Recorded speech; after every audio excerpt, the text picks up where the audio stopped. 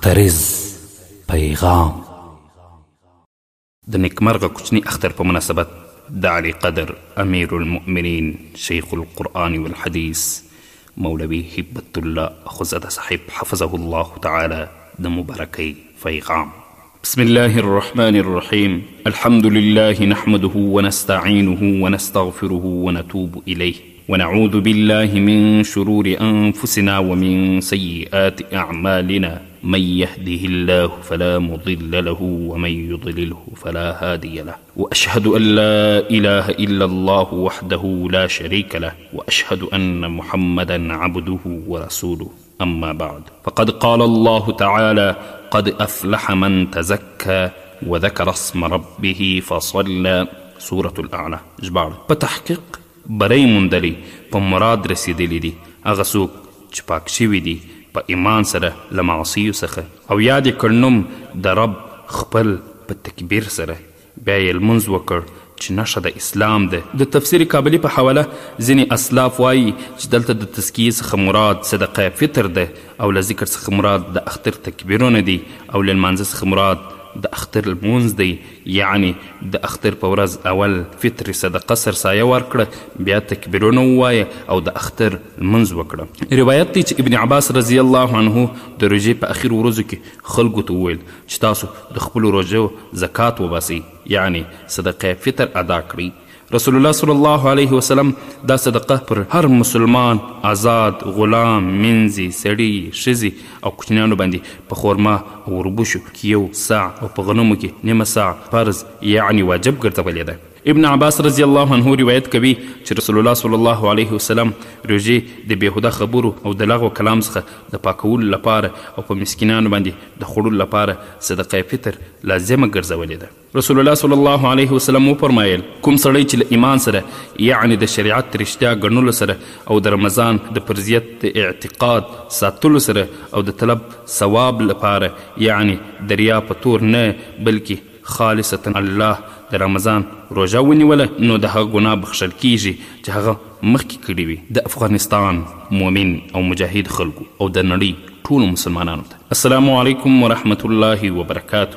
وبعد ټولو ته د نیکمرغه کوچني اختر مبارکي وایم. الله جل جلاله مو روژې، تراویح، سرسایې، دعاګانې او نور بدني او مالی عبادتونه قبول وګرځوه. محترمو ورونو، له هر څه مخکې باید د الله جل جلاله شکر ادا کړو چې اسلامي شرعي نظام یې را په برخه کړی دی او د دې سپېڅلي او مقدس نظام تر سیوري او سایې لاندې ژوند کوو. د الله جل جلاله په فضل مو د امن په فضا کې روژه ونیوله او نن دا دی د کوچني اختر لمونځ ادا کوو او خوښي هم د امن په فضا کې تیرو. الله جل جلاله فرمایي بسم الله الرحمن الرحیم لئن شکرتم لازیدنکم ولئن کفرتم ان عذابی لشدید. ژباړه قسم دی که چیرې شکر وویستلو تاسې په تیرو نعمتونو احساناتو زما نو خامخا زیات به کړم تاسې ته نعمت او قسم دی که بی قدری ناشکری وکړه تاسې د نعمتونو احساناتو زما نو بېشکه عذاب زما خامخا ډیر سخت دی. او الله جل جلاله فرمای قل بفضل الله وبرحمته فبذلك فليفرحوا هو خير مما يجمعون. ژباړه ووایه ای محمد مؤمنانو ته چې خوشحاله اوسئ په فضل قرآن د الله جل جلاله سره او په رحمت دین د الله جل جلاله سره نو په همدغه فضل او رحمت دی خوشحاله شي مؤمنان ځکه چې دغه فضل او رحمت ډیر غوره دی له هغو مالونو چې جمع کوي دوی. نو ښایي خوشحاله دي شي مؤمنان په دې ځکه چې دغه مذکوره شیان چې عظیم شان قرآن او اسلام او نور مقدسات ډیر غوره او خیر دی. قابلی تفسیر په هر نعمت باندې چې شکر وایستل شي الله جل جلاله هغه نعمت زیاتوي او که خدای مکړه ناشکري وشي نو الله جل جلاله د عذاب خبرداری ورکړي چې لوی خطر دی. ځکه نو په خپلو مسلمانانو ورونو تاکید کوم چې د الله جل جلاله شکر له پامه ونه غورځوي او تل د الله جل جلاله شاکر بندگان واوسي. الله تعالی راکړی اسلامي شرعي نظام، امن، اخوت او اتحاد دا ټول هغه څه چې موږ خپل څیزو ورڅخه محروم کړل شوي وو. نن چې الله جل جلاله یاد نعمتونه راکړي دي، لومړی باید شکر پرې وکاږو، تر شا یې کلک ودرېږو، حمایت یې وکړو، اصلاح یې وکړو او خیرخواهي یې وکړو. په ځانګړي ډول علما کرام ډېر مسؤلیت لري چې ټول خلک او د اسلامي امارت مسؤلین لا ډېر د الله جل جلاله بندګۍ ته متوجه کړي، اصلاح یې وساتي، نیکې مشورې ورکړي، توصیې ورته وکړي، خیرخواهي یې وکړي او تل یې د عبادت په لور دعوت کړي. د مسجدونو امامان مسؤلیت لري چې د خپلو مقتدیانو او د هغوی د اولادونو د عقایدو، اعمالو او اخلاقو اصلاح او تربیې ته هر ورځ متوجه اوسي، دوامداره اصلاح یې وکړي، خصوصا له معاصرو فتنو څخه یې وساتي. د اسلامي شریعت تنفیذ. د اسلام د یو مقدس رکن جهاد فی سبیل الله مهم هدف اعلا کلمت الله او د اسلامي شریعت تنفیذ دی. اسلامي امارت هم د مقدس جهاد د اهدافو د ترلاسه کولو او د مجاهدینو د ورکړل شویو قربانیو د تحفظ په مخه همدې اساسي هدف ته لومړیتوب ورکوي او د ترلاسه کولو لپاره مختلفې هڅې په کار اچولي. د عدالت تامین، شرعي حدود او تعزیرات، شرعي محاکم د شریعت د اصولو مطابق بلا توفیر اقامه کوي او د ظلم مخنیوي او د مظلوم دفاع کوي. له منکراتو څخه د مخنیوي او د معروفاتو د اقامې لپاره د امر بالمعروف، نهي عن المنکر او شکایاتو اوریدلو وزارت د شرعي اصولو مطابق یا د مقدسه وظیفه سرته رسوي. په ولایتونو کې علما کرامو او متنفذینو شوراګانې د مسؤلینو سره کارونو کې د شرعي احکامو د پلي کولو او د نیکو مشورو ورکولو، د علما کرامو ترمنځ د وحدت ساتلو او د اسلامي امارت او خلکو ترمنځ د اعتماد ټینګولو لپاره د یوې لایحې له مخې په کار بوخت دي. مسؤلین هم په اطاعت مکلف شوي. له ولایتونو وروسته دا ټول شوراګانې د جوړولو لړۍ ولسوالیو ته غځېدلې او په تدریج سره به د ټولو ولسوالیو د علما کرامو او متنفذینو شوراګانې جوړې شي. له محاکمو څخه دفاع او پر فیصلو قناعت او غاړه ورته ایښودل، د امر بالمعروف او نهي عن المنکر د مسؤلینو د توصیو عملي کول او په کارونو کې ورسره همکاري کول، په انفرادي او اجتماعي توګه د شریعت منل د هر مسلمان مسؤلیت دی. تعلیم او تربیه. د نوي نسل د دینی او ورسره د عصري زده کړو لپاره په ټولو ولایتونو او ولسوالیو کې د پوهنې وزارت پراخ تشکیل لري او په سلګونه دینی علمي مرکزونه یې فعال کړي.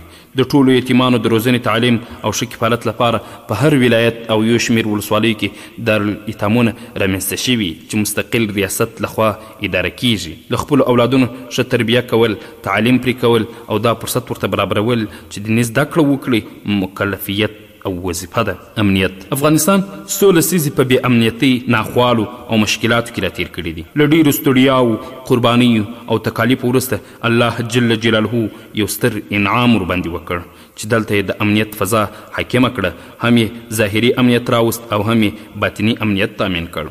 ظاهري امنیت دا دی چې د خلکو نفسونه، مالونه او عزتونه په امن دي. باطني امن دا سو چې خپلواکي او ازادي راغله او دا د الله جل جلاله یو لوی نعمت دی. اوس به تاسې ټول د دې دواړو ډوله امنیت ساتنه کوئ او د امنیتي مسؤلینو سره به هر ډول همکاري کوئ. دا به د ځان مسؤلیت ګڼئ، ځکه الله جل جلاله موږ په دې مکلف کړي یو چې پر شو به د خلکو همکاري کوو او پر بدو به له چا سره کومک نه کوو. نو د مفسدینو مخنیوی وکړئ. تاسو د امنیت په تامین کې مسؤلیت لرئ. که د یو چا وینه په ناحقه توی شي، ټول به مسؤل یو، ځکه هر مسلمان الله جل جلاله په دې مکلف کړی دی چې د بدو مخه ونیسي. که تاسې همکاري ونه کړئ، امنیتي مسؤلین کور په کور نشي ګرځېدلی.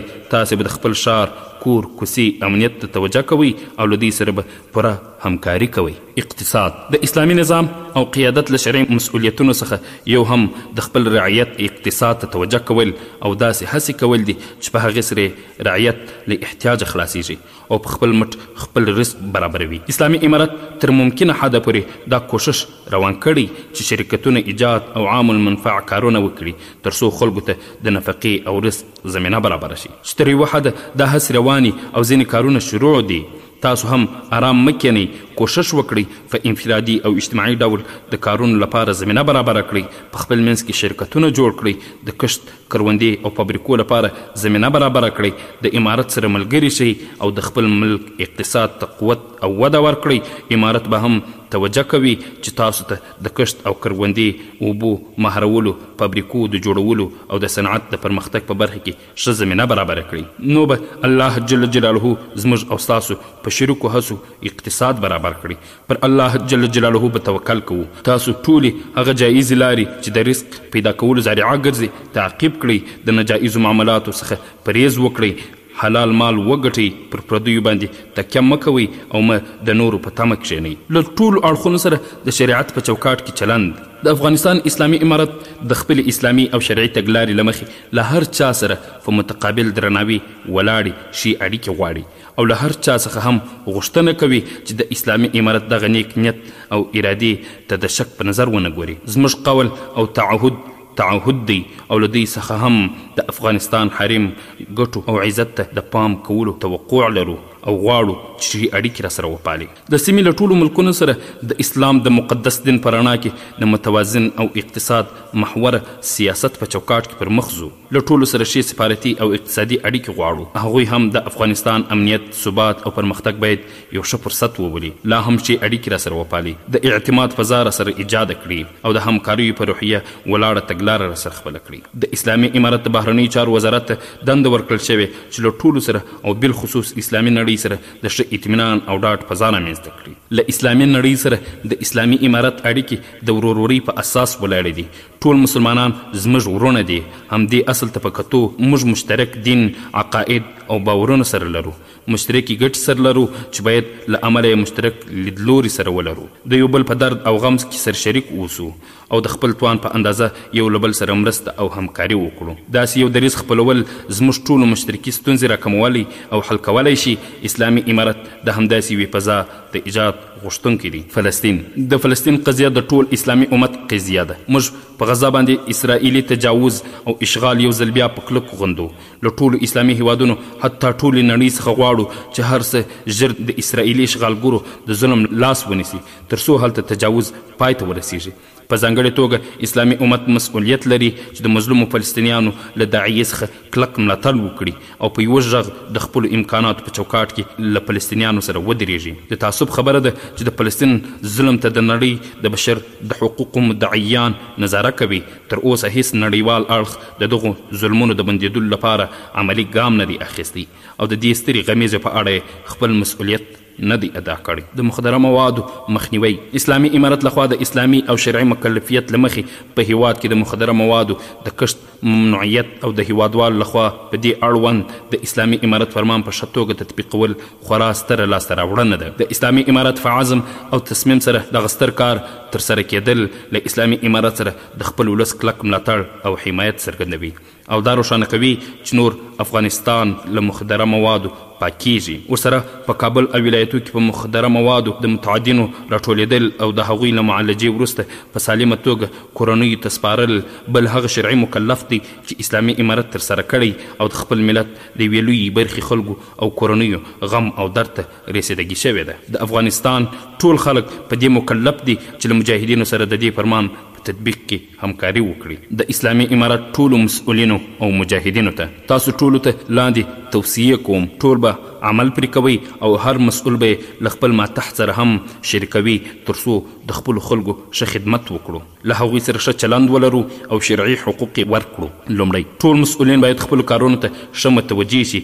د افغانستان د ډیرو خلکو حقوق په هر وزارت، ولایت، ریاست او ادارې پورې تړل دي. نو که کوم مسؤل غفلت کوي د ډیرو انسانانو حقوق ورسره ضایع کیږي او د مسؤلینو غفلت په شریعت کې عذر نه دی. دویم، مسؤلین باید په خپلو منځو کې د ورورولۍ ژوند وکړي، له اختلاف او خودخواهۍ څخه ځانونه وساتي. په دې سره به د جهاد ثمره چې اسلامي نظام تحکیم دی وساتل شي. د شوروي او کمونیزم خلاف د افغانستان جهاد کامیاب شو، شوروي شکست وخوړو خو په مسؤلینو کې اتفاق نه و، خودخواهي نه وه، نو ځکه د جهاد ثمره ترلاسه نه شوله. اسلامي نظام جوړ نشو او افغانستان له ډیرو ناخوالو سره مخ شو.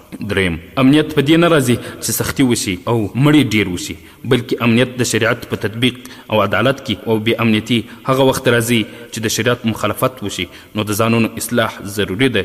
د هر مسؤل او فرد ګناه به په ټول نظام بد اثر کوي. څلورم، له ظلم څخه به ځان ساتئ. کله چا سره ظلم وشي نو د یو مظلوم شرا ټول نظام لړزوي، ځکه د مظلوم شرا او الله جل جلاله ترمنځ منځ حجاب نشته. پنځم دښمنان مو په دې تمه دي چې د کمونیزم ضد جهاد تر کامیابۍ وروسته چې د مجاهدینو په منځ کې څنګه اختلافات پیدا شو د اسلامي امارت د مسؤلینو په منځ کې به هم پیدا شي، خو موږ دوی ته وایو چې دا ارمان به مو پوره نشي ان شاء الله تعالی. قل موتوا بغیظکم ان الله علیم بذات الصدور. شپږم د افغانستان خلک ډیر ځورېدلي دي، ډیر ظلمونه پرې شوي دي او ډیر قرباني یې ورکړي دي.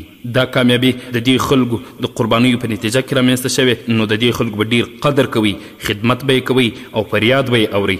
دا چې پرون یې موږ ته په خپلو کورونو کې ځای راکړی وو او د خپلې خولې ډوډۍ یې راسره نیمې کوله، نن که یې هیر کړو دا بې وفایي او جفا ده چې د مجاهدینو له شان سره بیخي نه ښایي. هیڅوک باید ناحقه ازار نشي. که څوک بندي کیږي باید وار له مخې ښه پوښتنه وشي چې چا یې بې ځایه شکایت نه وي کړی یا یې په لږ جرم ډیر تکلیف ورته ونه رسیږي. نو احتیاط کوئ چې څوک ناحقه در څخه ازار نشي. اتم په اسلامي امارت کې هیڅ تفرقه او تبعیض ځای نه لري. د جنوب سړی به په شمال کې مسؤل وي، د شمال به په جنوب کې مسؤل وي او خدمت به کوي. نم امتیاز به په تقوا، اهلیت او امانتدارۍ سره وي. د قوم، ژبې، سمت او قرابت فکر باید په مسؤلینو کې پیدا نشي او که چیرې په چا کې دا مرض وي ټول ورته متوجه شي، مخې ونیسئ. لسم چې چیرې څوک محتاج وي او پرې خبر شي ځان ورته رسوي، نور دا فرق مه کوئ چې څوک دی او چیرې دی. 11 دا دور تیریږي، موږ او تاسو باید کوشش وکړو چې آینده نسلونو ته یو ښه تاریخ، ښه لوایح او ښه اصول پرېږدو. زیاته توجه آخرت او د الله جل جلاله رضا ته ورکړو. 12 رازق او ساتونکی مو الله جل جلاله دی. د دنیا ټول قوتونه نه ستاسو څخه رزق اخیستلی شي او نه یې در څخه بندولی شي او نه مو هم ژوند اخیستلی شي. په الله جل جلاله توکل کوئ او د الله جل جلاله 13 خلکو ته د اسلامي احکامو او اخلاقو لپاره ترغیب ورکوي، تشویق یې کړئ، د بې ځایه زور پر ځای په تشویق وهڅوئ. په زور خلک نفرت در څخه کوي او په تشویق ملګرتیا او اخلاص تر سره کوي. 14 کوشش وکړئ چې هغه د جهاد د دور شرعي عادات او دیني معاملات، تعلیم او تعلم در څخه پاته او هیر نشي. 15 د قرآن کریم سره تعلق ساتئ، عقلا د ورځې په یو وخت کې در اخلي او تلاوت یې کوي. 14 په لوړو وظیفو مه خوشحاله کیږئ او چې له وظیفو لرې شئ مه خفه کیږئ، مطلب په منصب پسې زړه مه تړئ. 15 د تیرو دورو له بدنامو څیرو څخه عبرت واخلئ، نو له داسې کارونو او اخلاقو څخه ځان وساتئ چې د بدنامۍ او بدګمانۍ سبب وګرځي، بلکې د سلف و صالحینو اخلاق په ځانونو کې راولئ. له فقیرانو سره مرسته. د افغانستان په سرمایهدارو او مالدارو غږ کوم چې د اختر په دې مبارکو شپو ورځو کې نادار او فقیر افغانان در سره یاد لرئ. هغوی زموږ او تاسې ورونه دي، د هغوی سره مرسته او همکاري زموږ او ستاسو وجیبه ده. ټول به د خپلو امکاناتو په دننه کې له خپلو غریبو خلکو سره مرسته او کومک کوئ. په پای کې یو ځل بیا تاسو ټولو ته د کوچني اختر مبارکي وایم. الله جل جلاله دې ټول له هر ډول افاتو څخه وساتي او الله جل جلاله کامیاب لره. والسلام. امیر المؤمنین شیخ القرآن والحدیث مولوی هبة الله اخونزاده حفظه الله ورعاه.